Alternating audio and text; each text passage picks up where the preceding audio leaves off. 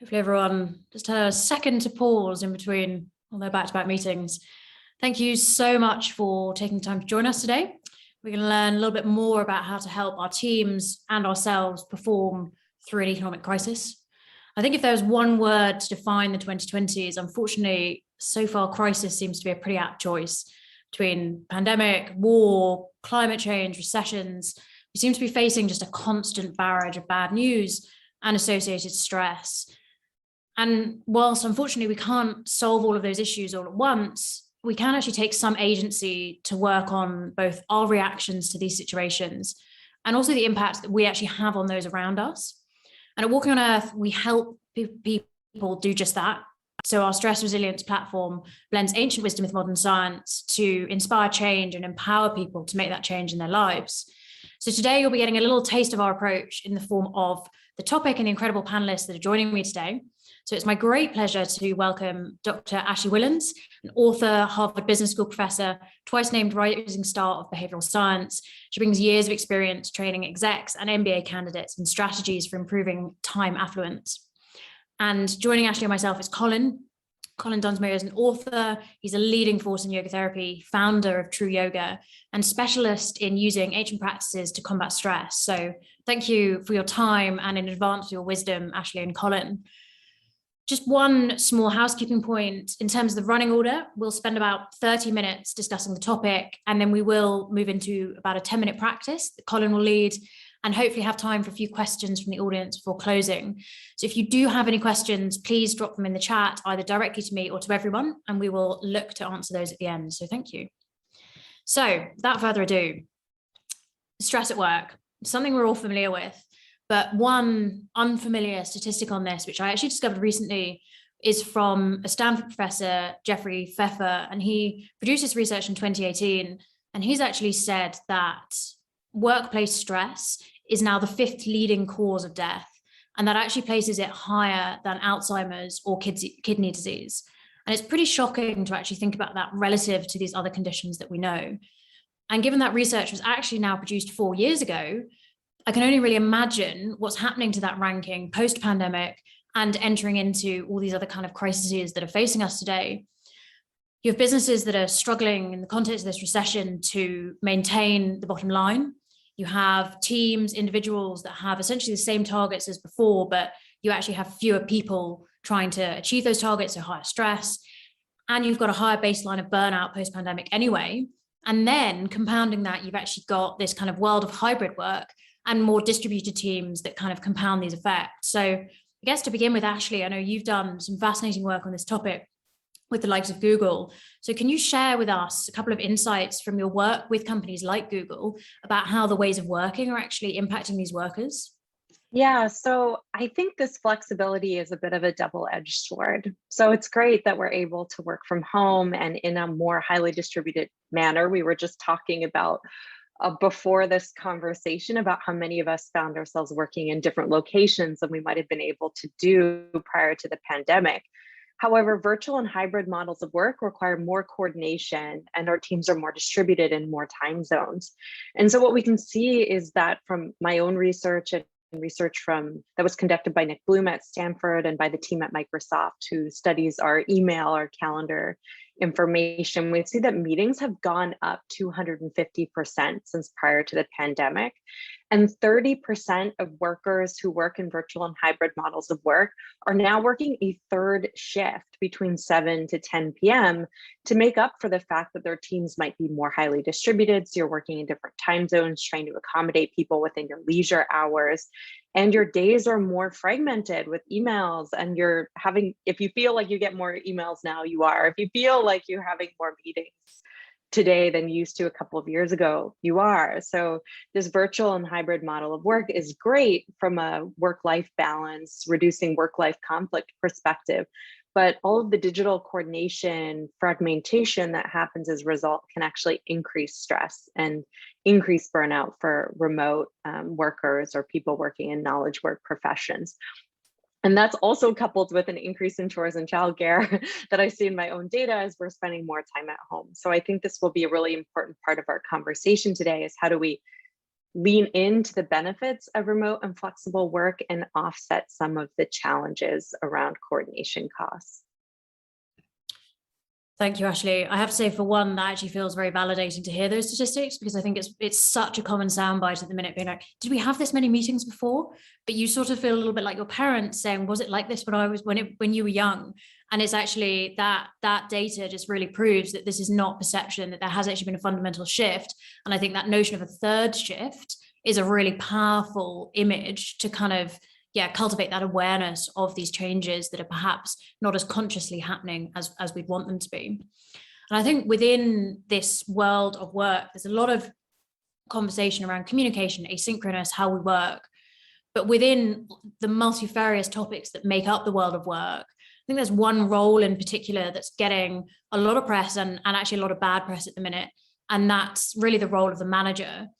I read one study that Humu conducted, and they said that actually 58% of employees say that their number one cause of burnout is a bad manager. So what can managers do to help employees perform at their best, especially when there's so much uncertainty at the minute? Yeah, so I think this uncertainty in the environment is really important for managers to take into consideration, because we know from the psychological literature, when the economy is uncertain, when we're worried about our jobs, when we don't feel as financially optimistic, so this is even some of my own research, people tend to gravitate even more to focusing on work hours, on trying to stand out as a high performer, on not taking all of their paid vacations, which actually runs counter to them being more productive. But in the moment, we feel like we really want to work as many hours as possible and put work above everything. So I think especially in these turbulent times, it's increasingly important for managers to play this role of empowering their teams to legitimize leisure and to set personal and professional boundaries. The manager really does serve as the model or the exemplar, especially for junior employees. So even in some of my data, we see that junior employees, people from lower status backgrounds, people who feel like they might not belong in an organization, they are especially likely to look to leaders to know what is the right thing to do, or whether they can take an evening off for real. And so it's especially important right now for leaders to be setting positive norms and examples, particularly around things that we've already been talking about that make employees feel time poor and overwhelmed, like email, like project deadlines.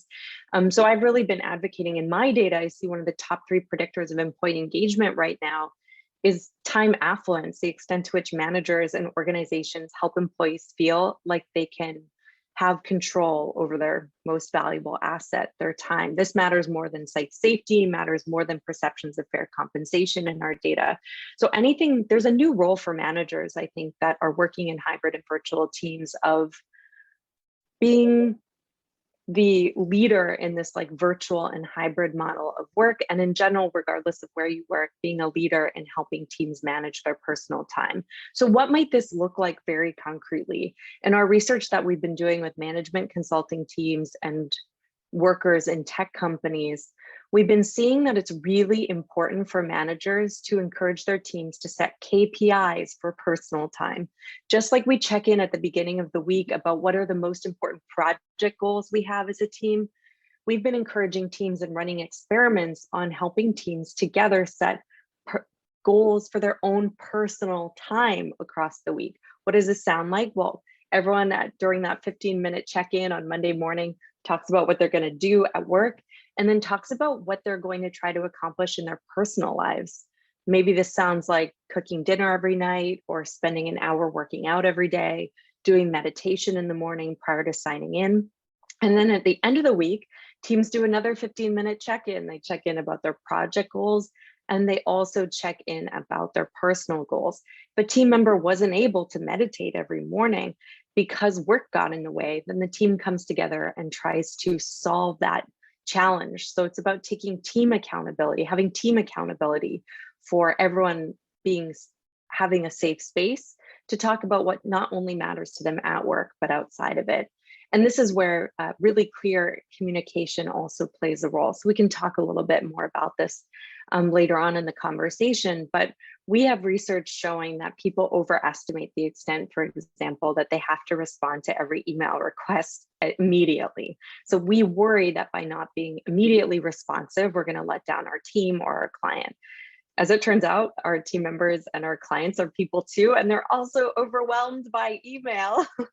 So being really clear as a manager about what's urgent, what requires an immediate response, and what can wait for later, especially when we're working in this distributed environment where we might all be working different hours and in different time zones, is especially important in the current moment. Wow. I think one thing that stands out to me in that is, in creating this distinction between work and life, we're often unwilling to apply work principles to life, but actually that notion that a KPI could be something that empowers rather than restricts is definitely an analogy that I think is super powerful. And I think one small point that I'll add on that is we do what's measured and tracked. Our brains maximize measured mediums. We like points. We like to track calories. We like to track steps that we've taken in a day. And so I think this is why thinking about putting life principles into this trackable form and then tracking them across the week and having open discussions about it could be especially powerful within a work context in particular. Definitely. And Colin, I know in your work, a lot of the people that you're working with are these leaders, these managers. So what are you seeing and what are you helping them create that then helps them bring the best of themselves into work rather than perhaps the negative connotations? Exactly what Ashley's been talking about. It's been quite interesting because ancient wisdom pulls across something particularly interesting in this area. There's a text, and it's a few thousand years old, and it's a dialogue between two leaders. And the two leaders, you could roughly say, one is a sort of a justice-based leader. You know, there's aligned values, aligned beliefs, there's, you know, shared understanding, and everyone follows within the culture what this person is doing. And then there's another, the dialogue with the person that he's going to see is actually, it's more care-based, more compassionate-based leader. And there's a dialogue between these two leaders, and this dialogue takes 18 chapters, so it's quite lengthy. But the start of this whole thing is about conflict, and it's about conflict and stress in very extreme situations, and realizing that actually something needs to change. So the approach that I've been taking has been working through these ideas of who the leader actually is, or how the leader actually looks at themselves within the organization, and the values that they put on people very strongly. And also to understand that a compassionate-based leader is not a weak leader at all. And what I've discovered coming out of this, before I just sort of go into a little bit deeper, is that actually no one actually gets anything right. And I think for me, that was one of the big sort of learnings as we were going on, looking at how we incorporate all these things together. And also the other thing that was very important when I'm working with these people is being okay with not knowing. What we tend to do is that we tend to react either very strongly to something, or we keep pushing forwards and kind of like our strategy is going to work and we're going to move forwards with the strategy, or we tend to avoid the whole question of something. But when we're dealing with stress in this way, and stress comes in three forms: the stress we put on ourselves, and as leaders we put stress on ourselves, but we also put that stress on other people as well. So that stress comes from other people, or there's also environmental stress. So there's these sort of three stresses that are happening. And then there's this leadership style that's taking place as well. And how do we genuinely see this situation as an opportunity to incorporate? And if I summarize what these 18 chapters get to, is they get to a mixture of actually both of these coming together, a blend of actually justice and compassionate-based approach that needs to ebb and flow based on the context of the situation that's occurring. And I think, Ashley, if you know, almost in a way, it feels very similar to what you're talking about, incorporating these life principles into a measurable timetable. So almost you've got this structure, but you've also got this capacity as a leader to ebb and flow, to expand and contract within this. I don't know if that makes any sense. Absolutely. And I think it's, again, the world of work, we often have these binaries, these boxes, and actually having that fluidity of the scale. I think those two notions, like justice and compassion, being at the heart of leadership is very powerful. So I think that knowing that based on the situation or reactively with the individuals that you're dealing with, that you are, as to use your imagery, ebbing and flowing between them, is going to be a very powerful basis to build leadership. And then that is creating the trust, and that's creating that whole ecosystem that will ultimately help people to flourish, irrespective of this macro, environment and everything that's affecting the inner relationships of the parties involved. I think, Colin, were you going to say something? I was waiting for you to say something. So I think one of the themes within this, right, is there's so much pressure and there's so much unpredictability at the moment. And that tends to be the time when we need our healthy habits and everything that we spent our whole life, the parachute we've been weaving, we need it the most. But often that's the area of our life that's the first to go, because it requires a degree of self-prioritization and all these other things when we are first and foremost an employee or someone that needs to do something for someone else, like all of these other factors that mean those habits go out of the way. So I guess I'm interested in one angle on that in particular, which is when you don't actually have an environment that provides a great deal of safety and support. So you don't have a perfect dance between justice and care-based leadership. You don't have those KPIs. And I guess, Ashley, to you to start with, what can we really be doing to protect this work-life balance when we don't have that stability and safety to start with? Yeah, I think this is such an important question. I get a lot of comments after giving presentations from employees who say something like, all these time affluent principles sound great. Boundaries, yes. Setting clear communication and expectation. I agree with all of them, but my manager does the opposite. So what should I be doing to be time smart, even if I'm in an environment where I feel like the situation is working against these principles you're talking about? And here, this is where I think a little bit about some of my negotiations training and teaching. So first, I would come up with some non-negotiables for yourself and try to build in time every day before you start working on obligations to invest in yourself. So when often we think about financial well-being and the principles of financial wellness, people talk about paying themselves first. So paying for courses, paying to put in investment accounts, and then paying bills. And I think when it comes to time, we can apply that same principle. Pay yourself first. So in the morning, try to spend 30 minutes, even 10 minutes, if 10 minutes is all you have, writing, reflecting, thinking about what you're grateful for, going for a walk around the block. If you find yourself with a windfall of free time in the middle of the day, I encourage people to put a time affluence to-do list on their office that has things that are nothing to do with work that you can do in 10 minutes or 20 minutes, 30 minutes. Text a friend, start planning or anticipatory savoring your next vacation. So thinking about where you might want to go next. Do 10 jumping jacks, write in your journal. There's a variety of things we can do with a half an hour that we often find ourselves with, even in the middle of the workday, that we might gravitate toward getting to non-urgent emails in our inbox, but we want to try to disrupt these habits each and every day. So that's something I apply in my own life. I really try not to roll out of bed and check my email. So I'll go for a walk with my daughter or do a little bit of journaling, a little bit of reading. We often overestimate the amount of time we need to do something of these active leisure activities to gain the satisfaction benefit. We have this zero-sum thinking. If I can't work out for 2 hours, then I'm not going to work out at all. If I can't journal for an hour, then what's the point of journaling 3 sentences? And our data is really convincing that even 10 minutes, 20 minutes spent on volunteering, socializing, exercising, reflecting, all of these active leisure activities produce really noticeable benefits for well-being. So the amount of positive mood we experience on an everyday basis, our ability to handle stress. And so this is especially true, as you mentioned, Jess, when it comes to when we're stressed. So there's actually data showing that when you give away time or when you give away money, this leads you to feel like you have more of it. So it's especially when we're stressed, either financially or time-wise, that's when we should be giving to our favorite charity, finding time to help those around us.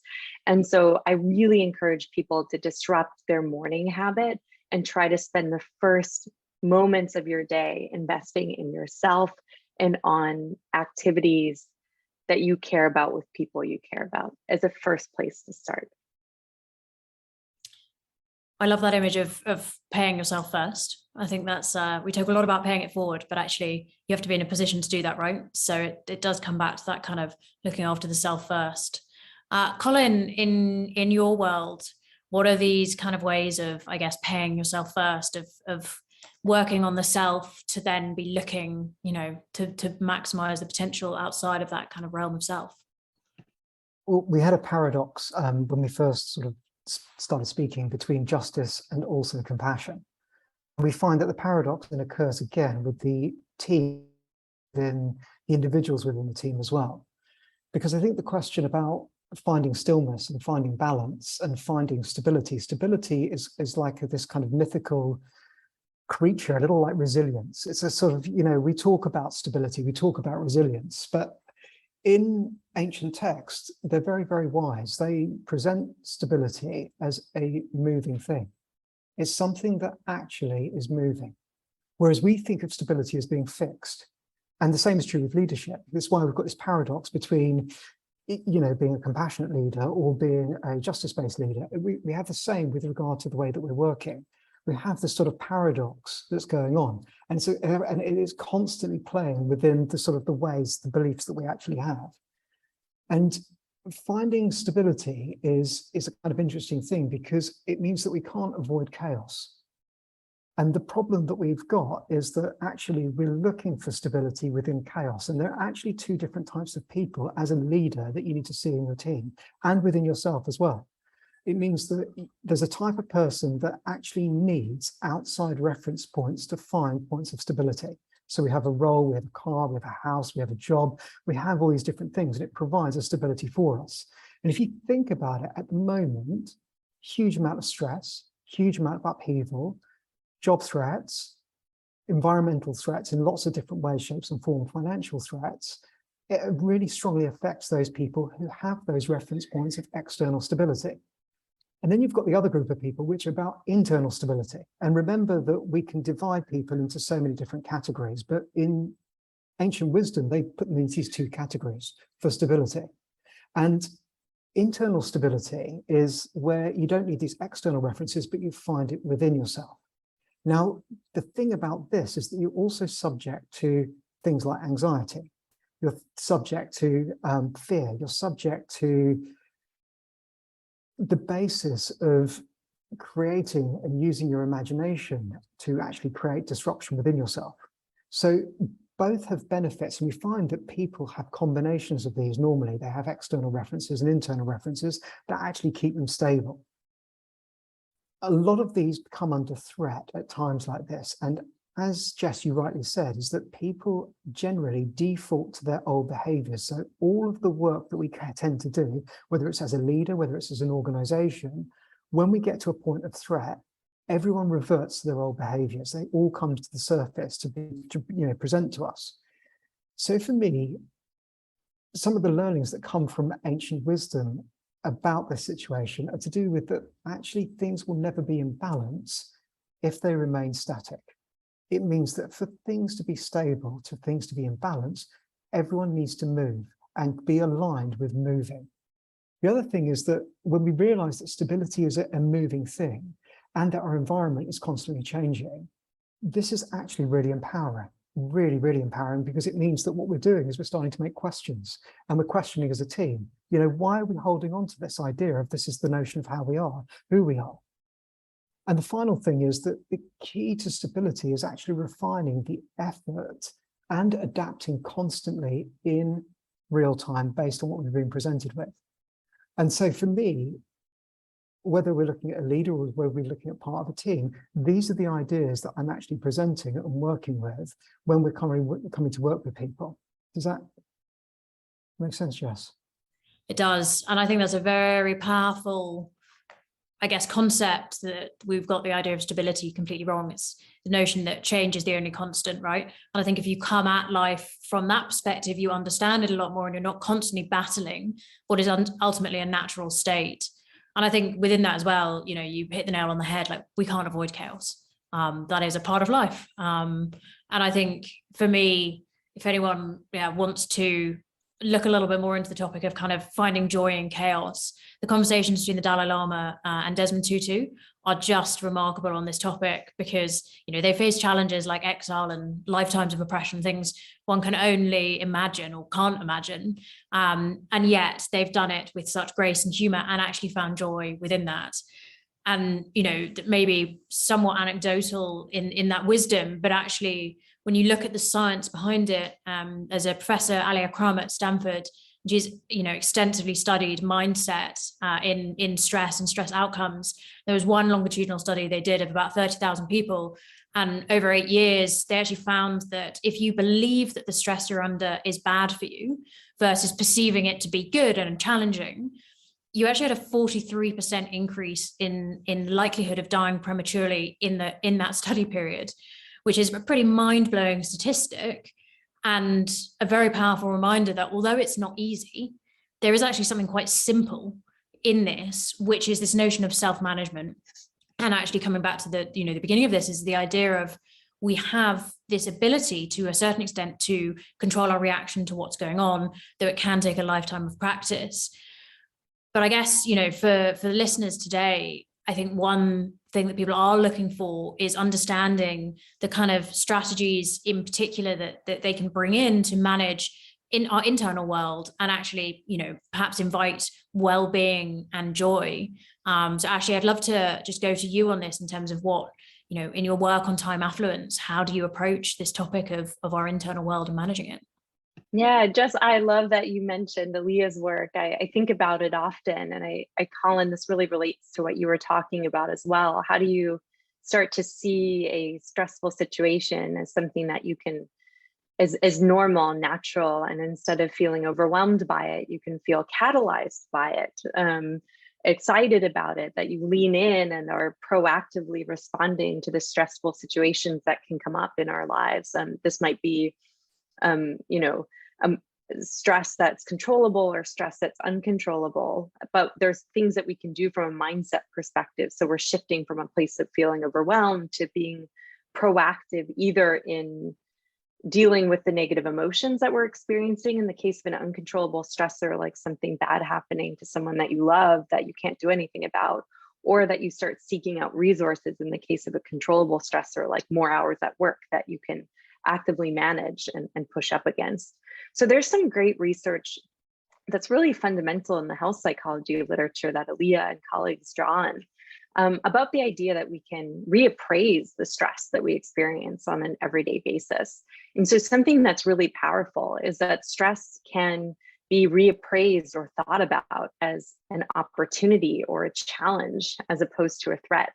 And simply labeling a stressful situation as something that's a challenge or as an opportunity has been shown to change our physiological response to that stress. So instead of being in a fight or a flight mode of responding to that stress, we get into a fight mode and we become more proactive. Our brain starts firing in positive directions. And this can be really simple. So one of my colleagues has some great research looking at how to calm yourself down when you're in a stressful situation. She recruited people across all different kinds of, this is Alison Wood-Brooks, she recruited people across all different kinds of situations, from public speaking to performing math under pressure. And she gave people a really simple instruction. Before going into the stressful event, repeat to yourself, I am calm, or repeat to yourself, I am excited. And she found that repeating to yourself, I'm excited, before going into a stressful situation was much more effective than saying I am calm. Now, why? Well, this is because stress is a high arousal negative emotion, and calm is a low arousal positive emotion. It actually takes a lot of work for us to appraise a stressful situation as both trying to calm ourselves down physiologically and reappraise it from something negative to something positive. So reappraising high arousal, stressful situations as something that's exciting can be one very simple strategy that we can take to make ourselves or encourage ourselves to have a more positive experience if we're about to go into a really stressful meeting or situation.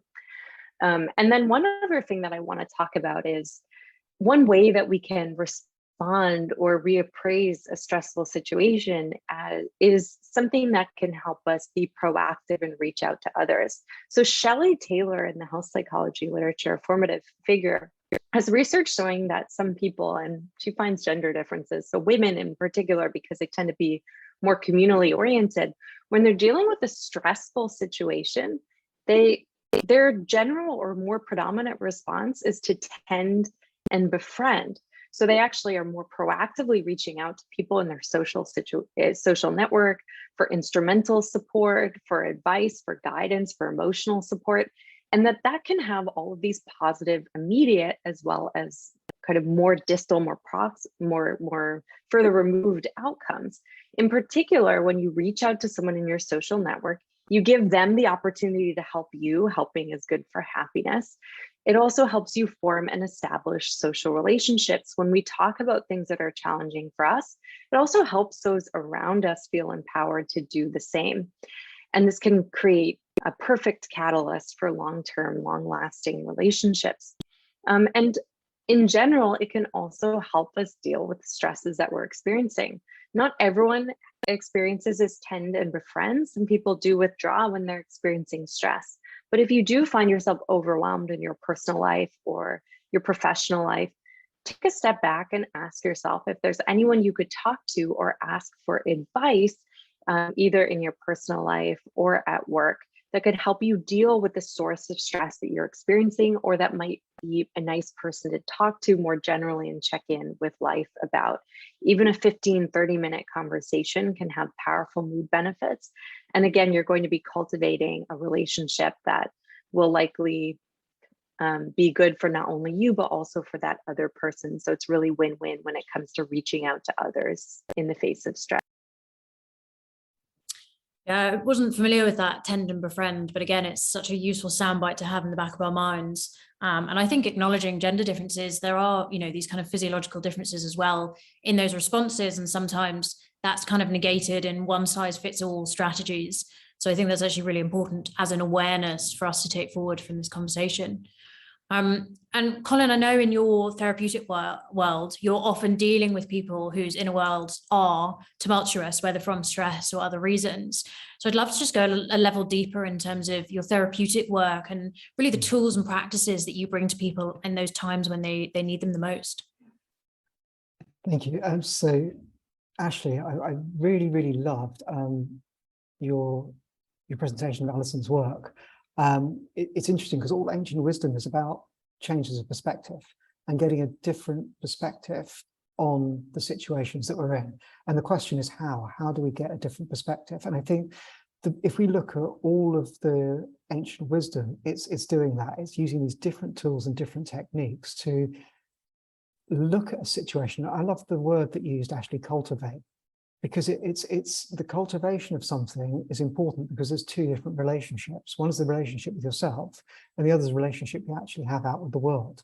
And to cultivate that relationship is such a beautiful word because it means that you have to nurture it, you have to nourish it, you have to plant the right seeds in the right way, you have to water it, you have to feed it, you have to let it grow. And so it's not a very quick, fast fix. It's something that you're actually working, shuffling along slowly over time. And so from the outset of the relationships I've been working with, it's about cultivation. And it's also about slow progression as well. And the other thing that, Jess, you mentioned so beautifully is that about one size fits all. Within Eastern tradition, most of the time, the position is that each of us is completely and utterly different. So it looks at us as being different mix. Our constitution is different, our mental constitution is different, what we've learned is different, how we express is different. And it also means that what works for one person will definitely work for another. And so we find there are similarities that we have between us. So yes, we get anxieties. Yes, we have doubts. Yes, we have fears, but the root causes of those things are actually different. And the way that they manifest within us is different. So at times of stress, I tend to see a number of things. I tend to see a lot of back problems, particularly weak lower backs, knee problems. I tend to see lots of tension in the upper back and body. I tend to see headaches. I tend to see digestive problems. And this is just on the physical aspect of things. When we start to look at mental and emotional issues, what I tend to start to see a lot of is I start to see a lot of doubt, anxiety, people looking for reassurance a lot. Am I doing the right thing? Is this the right thing? Lots of questioning on lots of things. So there is instability that's presenting itself, not just physically, but also emotionally and mentally. So how in ancient wisdom they tend to look at things is they say, well, it's not that they're separated, it's actually they're completely interconnected. And these things are interconnected. And it means that with the good approach that Ashley's presenting, is that these are the approaches that actually can be adapted to work with different people in different contexts in different ways to really help them. So it means that the strategies that we're taking have to be individual. It has to look at the person. So if we look at the working with the body, physical body, we're starting to see that actually when we put something into the physical body, we're starting to actually come to assess the pattern it has and give it a new pattern. And the same is true with breathing. When you're putting breathing techniques into the body to calm the nervous system down, to give the person a bit of space, you're actually coming to see, okay, what's going on with that person? How are we putting the breathing technique into them?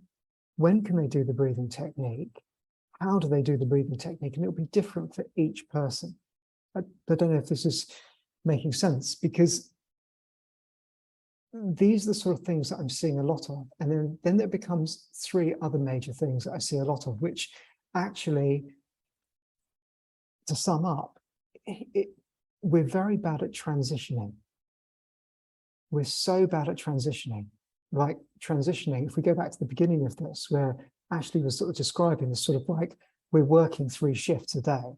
You know, actually, we've got to transition from work to home, to work again, to home again, to be able to transition between us having a conversation and then going off to do something else. Us, you know, coming together with a partner or with a friend or with someone else and then leaving that person. How do we transition? And some of the biggest issues I see with people is their capacity to transition from one environment to another environment, to transition from one relationship to another relationship. And so again, a lot of the tools and techniques that we're looking at are how do we create the right place, the right time for someone to be able to put into their life a transition, a point of transition to move from one place to another place. The next thing I see a lot of is how do we process the emotional experiences that we've been through? Because if you think about the times that we're working in right now, as Jess, you mentioned it so well, we've had you know, Brexit, COVID, war, we've got you know, this financial issues that are going on. How do we actually process all of the stuff that's actually happening? And most of the time what happens is we come up with numbers of different techniques, coping mechanisms, and often they're about putting ourselves more into work and focusing on these things rather than actually processing the stuff that we need to process. And so for me, all the tools and techniques that we come to use, whether it's a physical movement, whether it's breathing, whether it's a meditative practice, whether it's working with sound, whether it's going to the gym, whether it's journaling, whether all of these different tools are all there to help with these things, to help us to process, to help us to transition, to help us to actually connect to ourselves and to have better relationships with other people.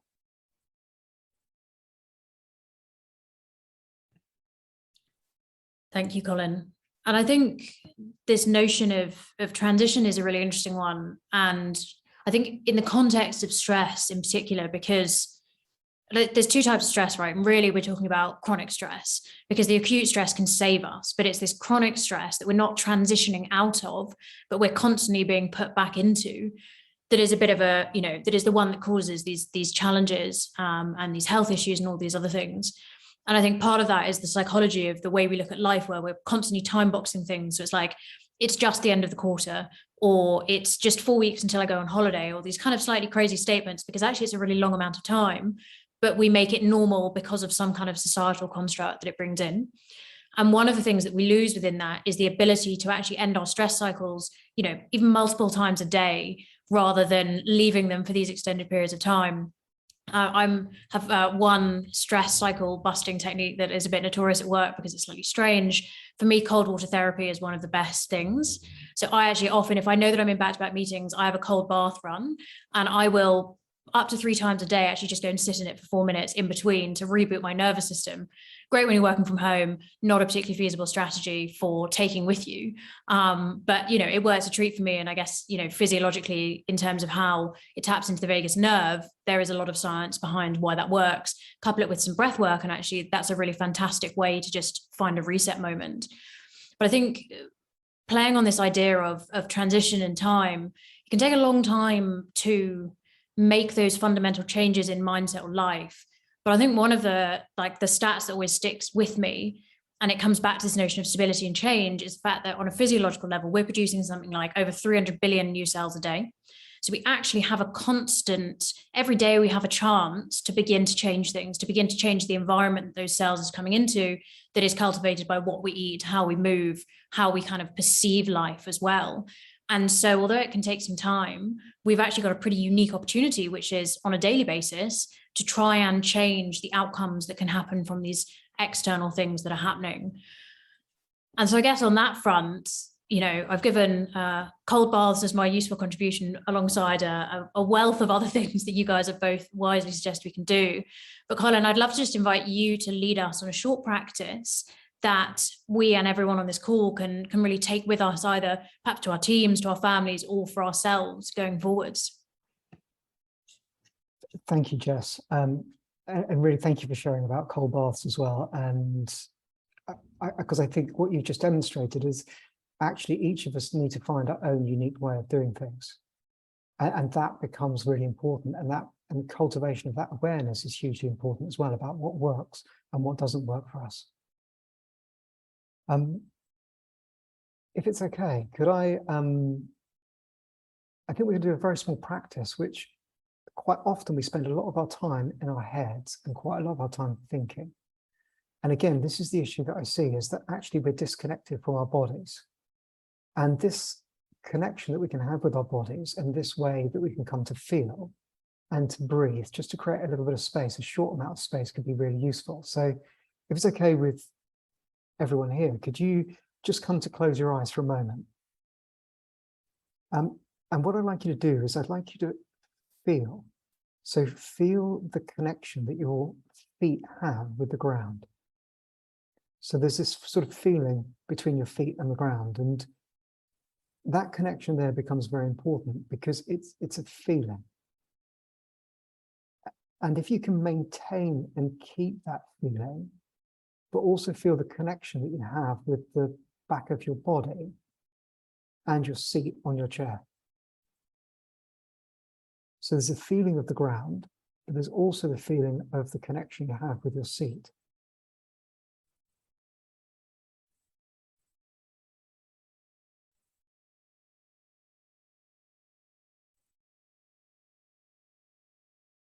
And keeping this feeling in your feet, the feeling in your seat,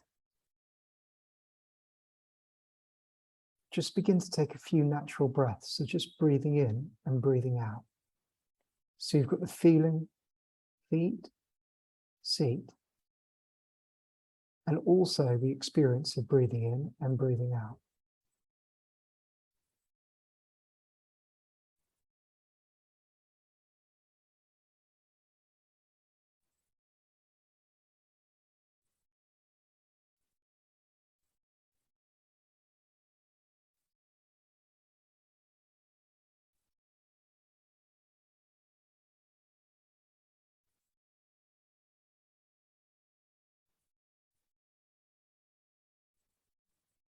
Keeping the feeling of your feet and your seat, place your hands on your thighs. So you've got the feeling of the feet, the seat, and the contact between your hands and your thighs. And there's a feeling from the hands of the thighs, and there's also a feeling from the thighs of the hands. And take a few breaths here. Feet, seat, hands and thighs.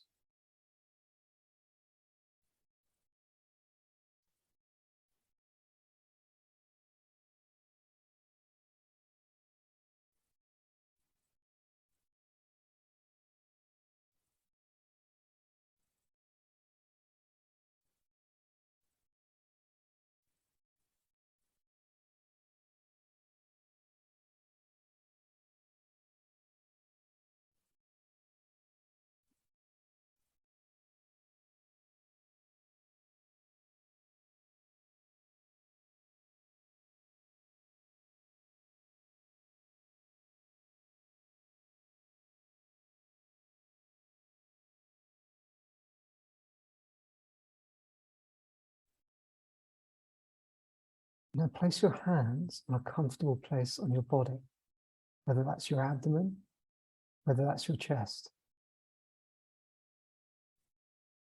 And so now you've got the feeling of your feet, seat, and the hands in a comfortable place on your body. Keeping this feeling, take some breaths in.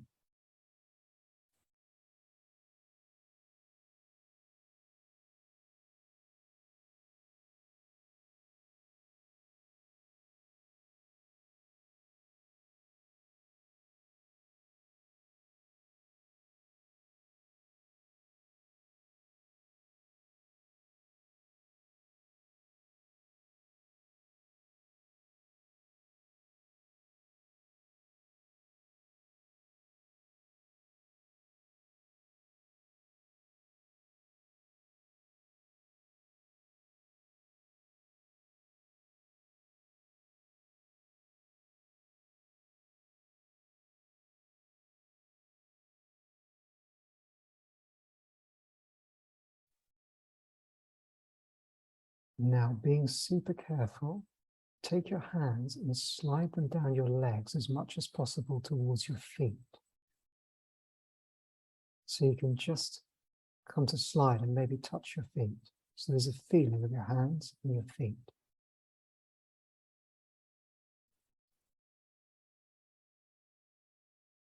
And just take a moment to feel your feet with your hands.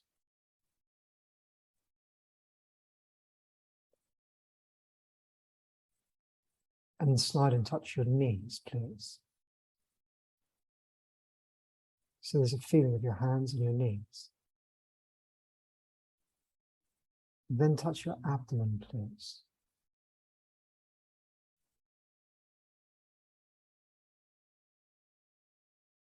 And then your chest. The front of your neck. And then the top of your head. And then just bring your arms down. Feel your feet once again. Take a breath in. So just remain seated and just feel your feet with your mind.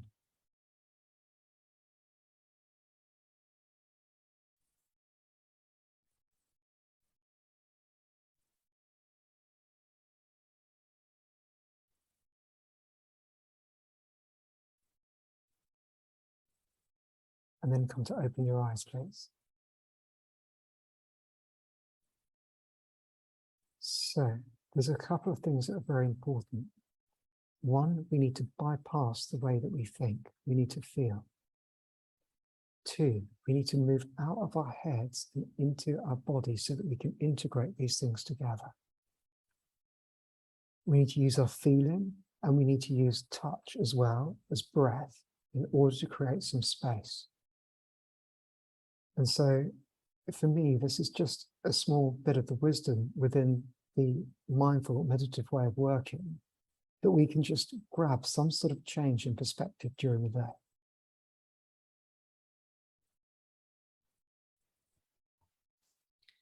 Thank you, Colin. That was honestly remarkable how in my head I was, which I guess is not surprised because having an intellectual conversation, but it was just that first movement of just feeling my feet. It was really remarkable how much more grounded I felt. So thank you. We have got a couple of questions in the chat. So let's start working our way through those and see how many we can get through. So the first one is from Simon. And Simon says, what advice do you have for management to provide mindfulness and well-being in the workplace? And how can we create engagement since everyone's participation level is different? So Ashley, Colin, I'll just invite whoever would like to take that one. Ashley. Sure.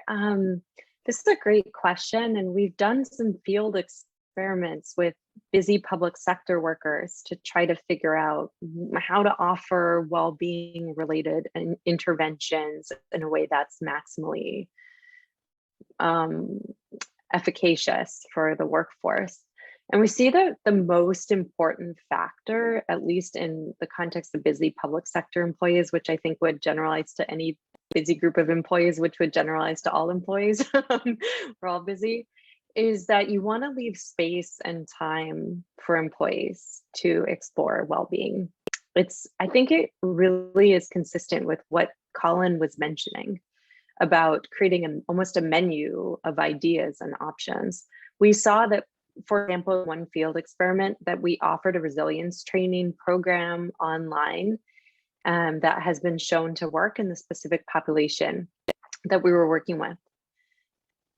But no one had time to do it. So no one engaged with the program. So I think it's really important for leaders and managers to cultivate space within the context of day-to-day work. Maybe that's a 1-hour stand-up meeting. Maybe that's an all-hands meeting where you engage in exercises, practices, strategies, like Colin just did, in the context of the workday. And of course, make participation optional or have a variety of different ways or strategies that you present or make space for so that you're accommodating people's unique needs, goals, and values. But I think, at least in my research, and unsurprisingly, given what I study, I see that a really important place to start is simply making time and space in the workday, not as an extra, but as something that we can incorporate into our workday, like Jess's example as well, to encourage employees to make time and space, no matter what else is going on within an organization. Thank you, Ashley. And Simon, if you would like to chat about that, it's sort of our bread and butter. So I'm very happy to share some of our learnings about what works in this space. Colin, were you going to build on that?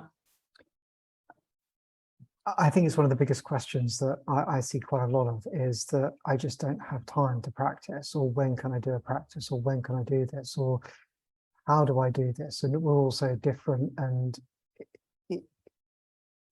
it's one of the questions. It's a fundamental question. It's a very important question, and I think that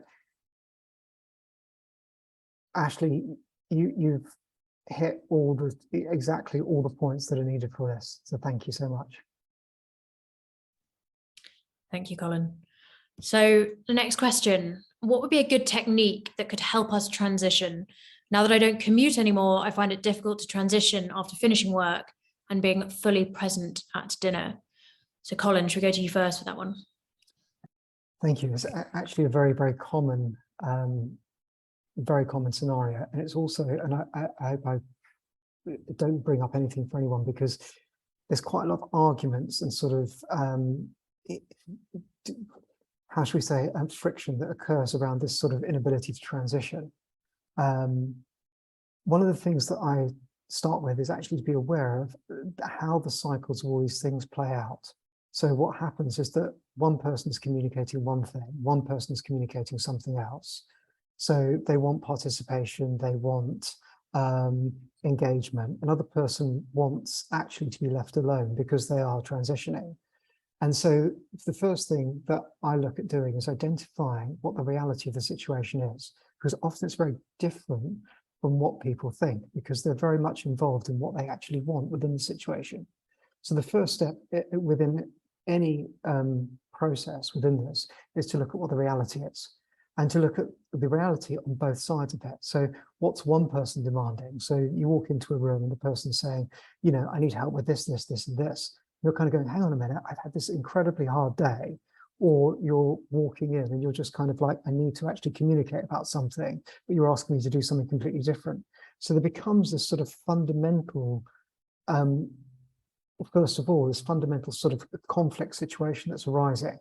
And so for me, the first step within any of this is to begin to unpick that first part of it, to really understand what's going on. And then the second part of it is what Ashley was talking about so well, is actually to communicate. And how we build communication strategies into the whole thing, which is where instead of it escalating into a situation where two people don't end up talking, or the dinner becomes a really disastrous dinner, it's how can we actually put in place the right strategies so that actually we can really understand what the other person is really saying, and also what it is that we actually want. And then how do we navigate that? So this is actually, believe it or not, the yoga therapy process, is that what we're starting to do is we're looking at the reality of the situation. We're also looking at the causes of that. And then we're also putting in place the right tools in order that actually we can get to a point that we can transition, which is the goal. And if we look at these steps, we're starting to really understand what the causes are, what's going on within one person, what's going on in another person, and how do we actually do this? And it could be that what you do is you say, okay, before I go in to sit down for dinner, I finish 10 minutes early. I leave the house and go for a walk around and then come back in. And then I present and go, look, I've had a really stressful day. What can I do to help to do this? I'd love to talk about it. And the other person realizes that what you're doing is you're creating that transition point, and they're able to listen to what's happening. So we have to understand that each dynamic is going to be different, and the requirements is going to be different from everyone. I don't know, does that make sense, Jess? Absolutely. I think, the virtual commute is an interesting idea, which I think a lot of people, find quite powerful, because it's a non-negotiable if you work in an office. So why shouldn't it be if you work from home? Yeah. I am very conscious of time. We do have a few more questions in the box, but I want to respect everyone's time as we talk about time affluence. I know a lot of people giving up an hour to attend something like this is tough anyway. So what I would like to do is just offer a couple of closing remarks. You've talked a lot about stress as a negative, but I think I really want to end this on a positive and looking at that, how can we transform this into an opportunity? And given the business context of this, I think if anyone needs a reminder as to the challenges that create opportunity, look up the companies that were founded in the 2008 recession, because the list is pretty ridiculous. It's like WhatsApp, Airbnb, Slack, Uber, Instagram, like some of the biggest companies out there came out of a challenging period. And, on a physiological level, like stress equals growth. Look at building muscles is all about stressing them until they grow. So on a personal level, physiological, kind of societal, business level, we do know that this is a challenging time, but one that can present really huge opportunity if we harness that and put ourselves in that kind of eustress zone rather than the de-stress zone. And I think for me, if I had to summarize, there's been an infinite amount of wisdom in this conversation, but I think three things that I will take forward. So understanding the spectrum of justice-based leadership and care-based leadership and flexing at different times, the notion of paying ourselves first. I think that's really important. And one that, I'm looking at my own life and realizing I could do some more in. And defining that time affluence, so setting those KPIs, and actually, hopefully, if we take all of this with us, we can actually look back on this time and say, hey, that was tough, but that was some really, really powerful, positive transformation that happened. So, infinite thanks to you, Colin and Ashley, for taking time out of your super busy schedules. Really grateful for your time. If anyone would like any further information discussing this as a topic I'm very passionate about, so I'm on Jess at walkingonearth.com if you would like to chat. But otherwise, thank you again to our speakers, to everyone for coming, and have a wonderful rest of your week. Thank you so much, Jess. Thank you, Ashley. Thank you so much.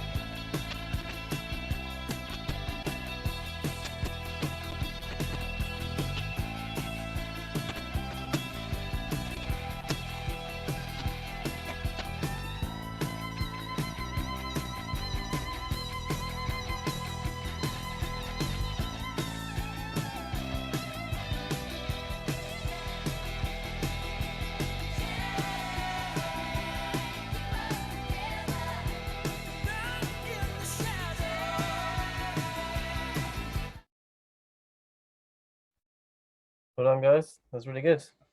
Very, Thank you, everyone. very nice. Yeah. Oh, Thanks for running it, Graham, as well. That's okay. No worries. Always a pleasure to listen in. But yeah, I think that's really good. You guys want- Awesome. Yeah, I can let you guys go. I realize you're all pretty busy, so I'll just yeah, let you guys go and get back to it. Going to have my cold bath now, so thanks. Yeah, Yeah, to your hotel perfect. room and get out of this little Thank you booth. so Love much that. for all your time, though. Really, really appreciate it. Yeah, thank you, Colin Ashley. Thank you for the great conversation. I learned a lot too. Thank you so much, but to all of you. Thank you, Graham, for all this, and Jess, thank you so much as well. And Ashley, it's a real pleasure to meet you as well. So It thank was you. wonderful meeting. Hopefully we can all hang out in Nairobi some point. Honestly, You- anytime. You may Living the joke. dream. You may joke, but I'm not joking. So. I've spent 10 days. Yeah, we I've can 10 days on go horseback. hike Mount Kenya together. Something. Yeah. Absolutely, would love to. Yeah. Colin Yeah, can cool. help us use breath It's a work date. to optimize de- the performance on the way up. So. Definitely. Have you done Kilimanjaro yet? Have you done? I've not. Would love to. Oh, amazing.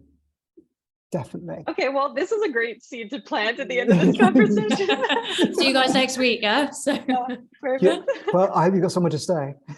absolutely. So Cool. thanks, guys. Thank you so much for everything. guys. Take Thanks care. very much. Bye. Bye. Bye. Bye.